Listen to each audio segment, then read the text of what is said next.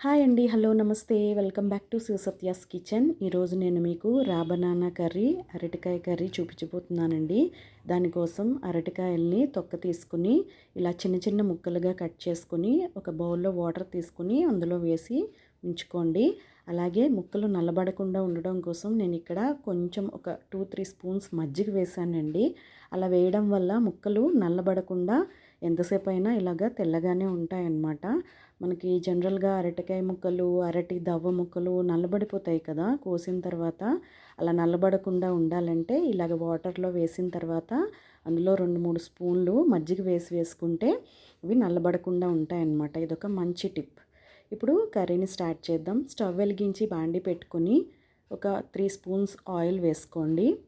Oil వేడెక్కుతూ ఉండగా దీనికోసం మనం ఇప్పుడు పోపు వేసుకుందాం. పోపు కోసం ఒక స్పూన్ శనగపప్పు, ఒక స్పూన్ మినప్పప్పు, ఒక హాఫ్ స్పూన్ ఆవాలు వేసుకుంటున్నానండి ఇక్కడ.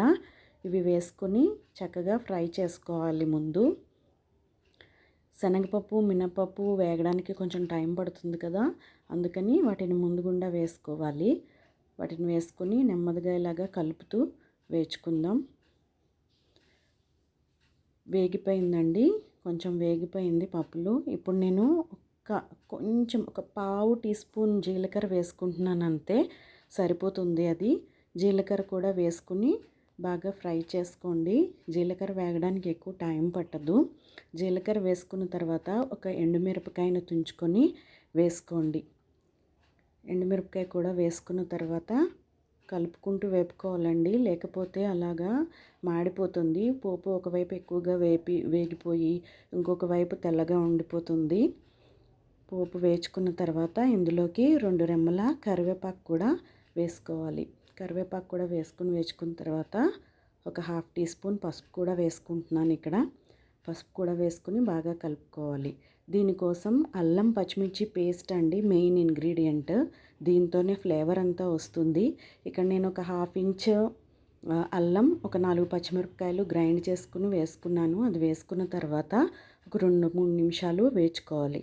అది వేచుకున్న తర్వాత సన్నగా తరిగి పెట్టుకున్న ఇలా చిన్న చిన్న ముక్కలుగా తరుక్కున్న అరటికాయ ముక్కలను కూడా వేసుకొని బాగా కలుపుకుంటూ కొంచెంసేపు ఫ్రై చేసుకోవాలి. బాగా కలుపుకుంటూ ఉండాలండి మధ్య మధ్యలో, లేకపోతే మూకుడికి అంటుకుపోయినట్లు అయిపోతాయి ఇవి అరటికాయ ముక్కలు. ఇలా కలుపుకున్న తర్వాత ఒక 2 స్పూన్స్ సాల్ట్ వేసుకోవాలి. నేను ఇక్కడ 3 అరటికాయలను తీసుకున్నాను, దానికి తగిన సాల్ట్ వేసుకుంటున్నాను. మీరు క్వాంటిటీని బట్టి, మీరు తీసుకున్న దాన్ని బట్టి వేసుకోండి.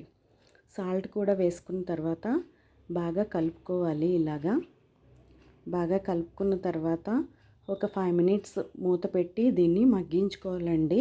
మూత పెట్టి మగ్గించడం వల్ల ముక్క మెత్తబడుతుంది, ఉడికిపోతుంది మనకి. ఒక 5 మినిట్స్ తర్వాత మూత తీసి కలుపుకొని చూద్దాం. ఆల్మోస్ట్ అయిపోయిందండి, అంతా అయిపోయింది. ఇలాగ మనం అట్లకాడ ఒక ముక్కకి ఇలా గుచ్చి చూస్తే అది మగ్గిందా లేదా తెలిసిపోతుంది. అరటికాయ మగ్గిపోయింది, అయిపోయి వచ్చింది కూర. ఇప్పుడు నేను దీనికోసం ఒక 3 చెక్కల నిమ్మరసాన్ని వేసుకుంటున్నానండి పులుపు కోసం. చాలా బాగుంటుంది నిమ్మరసం వేయడం వల్ల. నిమ్మరసం వేసుకున్న తర్వాత ఇలాగా బాగా కలిసేటట్లు కలుపుకోండి. లాస్ట్లో కొద్దిగా తరిగిన కొత్తిమీర జల్లుకుంటే కూర రెడీ అయిపోయినట్టే.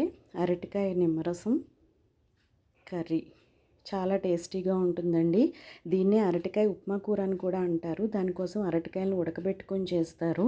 నేను ఇక్కడ అలా కాకుండా చిన్న చిన్న ముక్కలుగా కట్ చేసి చేసుకుంటున్నాను. ఇలా అయితే ఈజీగా అయిపోతుంది, మళ్ళీ ఉడకబెట్టవలసిన అవసరం లేదు. అరటికాయ త్వరగానే మగ్గిపోతుంది కాబట్టి. చాలా టేస్టీగా ఉండే అరటికాయ నిమ్మరసం కర్రీ రెడీ అయిపోయిందండి. చాలా బాగుంటుంది, మీరు కూడా ట్రై చేయండి. నచ్చితే లైక్, షేర్ అండ్ సబ్స్క్రైబ్ చేసుకోండి నా ఛానల్ని. Thank you.